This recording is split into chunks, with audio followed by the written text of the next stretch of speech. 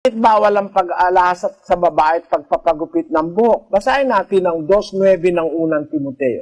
Gayon din naman na ang mga babae ay magsigayak ng mahinhing damit na may katintiman at hinahon, hindi ng mahalagang hiyas ng buhok at ginto o perlas o damit na mahalaga, kundi siyang nararapat sa mga babae na magpakabanal sa pamamagitan ng mabubuting gawa.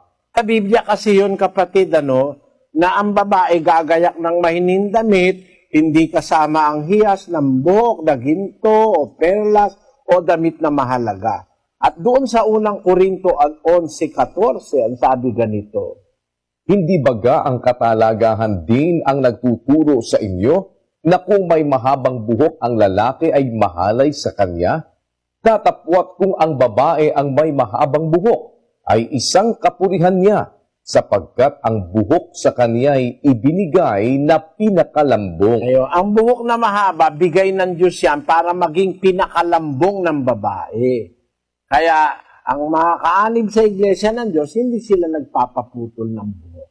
Inaalaw nila yung buhok nila humaba, sapagkat ang paniniwala namin, bigay ng Diyos yun sa babae na Kristiyana para maging pinakalambong. Yun ang sagot ko sa iyong tanong, kapatid na Cheryl.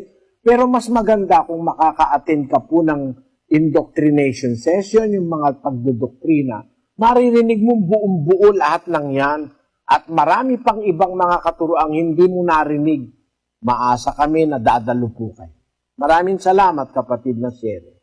Thank you so much po. And on that note, minsan pa po ay nagpapasalamat tayo sa lahat ng ating mga naging panauhin at nagpapasalamat po tayo sa Panginoon sa isa pang mabuting pagkakataong ipinagkaloob sa atin. Ito po ay isang malaking bagay para sa atin na tayo ay makapaglingkod sa ating mga kababayan.